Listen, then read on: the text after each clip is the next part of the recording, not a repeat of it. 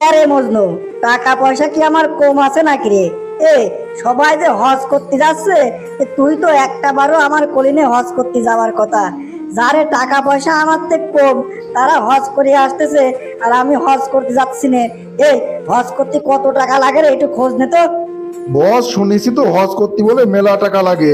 আপনি কি অত টাকা খরচ করে হজ করতে যাবেন? আপনি তো 2 টাকা ফকরির ভিক্ষেও দিতে চান না। অত টাকা খরচ করে হজ করা কি মানাবেনি আপনার? আপনার সহ্য হবে না বস, সহ্য হবে না। খামাকা খোঁজ খবর নিয়ে কোনো লাভ নাই। শুনেছি মেলা টাকা লাগে। তার চেয়ে বরং আপনি ওই টাকা অন্য ব্যবসায় ইনভেস্ট করেন। ব্যবসা করেন, তাও টাকা বাড়বেনি। হজ করে কাম নাই বস। ধুরু পাগল, তুই কি আমার কাঁচা খেলোয়াড় মনে করিস নাকি রে? আমি টাকা পয়সা খরচ করে হজ করতে যাব কি এমনি এমনি নাকি রে? আরে আমার বাড়ির গেটের সামনে হাজী মোহাম্মদ করিম উদ্দিন লেখা থাকবি, এইটি কি কম নাকি?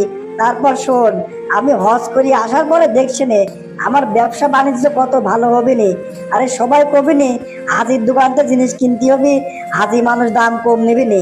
সবাই তো বুঝবি না নে আমি হজ করি আসার পরে জিনিসপাতির দাম আরো বাড়া দেবো। হজ করতে যা খরচ হবে নি, সে টাকা আমার তোলা লাগবে না। সে টাকা তুলতে গেলে তো জিনিসপাতির দাম বাড়া দেওয়া লাগবে। আরে আমার নামের উপর দিয়ে ব্যবসা চলবে রে। আরে বাবা রে বাবা! বস, আপনার মনে মনে তাহলে এইটাই ছিলে? আপনি হজ করে হাজি নাম কিনবেন, এই হাজি নামের আড়ালে আপনার 2 নম্বরে 3 নম্বরে যা ব্যবসা আছে সে ব্যবসাগুলো ঠিকঠাক মতো চলাবেন, তাই না? আপনার বাড়ির সাথে বিরাট একটা সাইনবোর্ড টানানো থাকবি। আসলে আমি তো ব্যাপারটা এরকম করে ভাবি দেখি নাই। আমি আরো মনে করতেছি আমার বস 2 টাকা দেয় না ভিক্ষে, সে আবার হজ করতে যাবি। হজের মর্ম কি আমার বস বোঝে নাকি? কিরে, তুই কি আমার সুনাম করতেছিস না জুইতেও মারতেছিস? আমার তো মনে হচ্ছে সুযোগ পেয়ে তুই আমার জুইতেও মারতেছিস রে। শোন, আমি যে কি কামে হজ করতে যাচ্ছি, এই জিনিসটা খালি তুই জানবি আর আমি জানবো, অন্য কেউ যেন না জানে। অন্য কেউ যদি জানে রে, তোর কিন্তু পিঠে ছাল বাকলে এটাও থাকবে না নে। যা, তাড়াতাড়ি খোঁজ নে হজ করতে কি কি লাগবে আর কয় টাকা খরচ হবে। তাড়াতাড়ি বন্দোবস্ত কর, এবার আমি হজ করতে যাবই। কাম সারেছে বস, আবার মাইন্ড করবি রে? কি করছেন বস? আপনি জুতি মারার ক্ষমতা কি আমার আছে? যদি ক্ষমতা থাকতে তাহলে কবে তো মারতাম। এই টুকু বস, টুকু মাফ করে দেন বস, মাফ করে দেন, ঝুলি ঝুলি করে ফেলেছি। আচ্ছা বস, আপনি কোনো চিন্তা করেন না। সব পোশাক আশাক রেডি করেন, কি কি কিনা লাগবে কিনে ফেলা দেন। আমি কাল যাবো আর আসবো, এর ভিতরে আপনার হজ করার ব্যবস্থা হয়ে যাবে নি। যান, এবার হজ কেন্তালি করেই আসেন। এ কি রে, তোর কি চোখ টোক নষ্ট হয়ে গেছে নাকি চোখে কম দেখা শুরু করেছিস? দেখতেছিস নে আমি তোর সামনে দিয়ে হাঁটি যাচ্ছি, তুই আমার সালাম দিলি নে, খোঁজ খবর নিলি নে? কিরে, তোরা তো ভারী বিয়াদব হয়ে গেছিস রে। তোর সামনে একজন হাজি মানুষ দাঁড়া রয়েছে, তুই কোনে সালাম দিবি, আদবের সাথে কথা কবি, তা না তুই আমার না দেখার ভান করে চলে যাচ্ছিস। জীবনে নামাজ পড়ে না, ফকরি দেয় না, ভিক্ষে সে হজ করিয়া আইছে।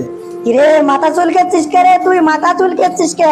শোন, আমার বাড়ির সামনে একটা বড় সাইনবোর্ড লাগাইছি, আমার বাড়ির নাম পরিবর্তন করে দিছি রে। আমার বাড়ির নাম দিছি হাজি বাড়ি। শোনেক, আমার বাড়ি যে আজকে একটা হাজি বাড়ি হয়ে গেছে, এলাকার ভিতরে এটি একটু প্রচার করে দে। এর যদি প্রচার করে দিতে পারিস, তোর আমি নগদ 500 টাকা দেবো নে। কি ব্যাপার বস, আপনি এত রাত্রি দোকানে আইছেন কি মনে করে বস? আমার ফোন দিলেই তো আমি আপনার সাথে দেখা করতাম। আপনি অত কষ্ট করে হজ করে আসলেন, এখন একটু রেস্ট নেন, কয়েকদিন রেস্ট নেন বস। দোকানে আপনার আশা লাগবে না নে। আমি তো আছি, সব ঠিকঠাক মতো করবো না বস। আরে ভাইসে, তোরা তো বক বক করা লাগবে না নে। আরে আমি যা করছি সেটা মনোযোগ দিয়ে শোনেক। আমার দোকানে যা মালামাল আছে সব কিছুর উপরে 10 টাকা করে দাম বাড়া দে, আর লিখে দে 10 টাকা করে দাম কমানো হয়েছে।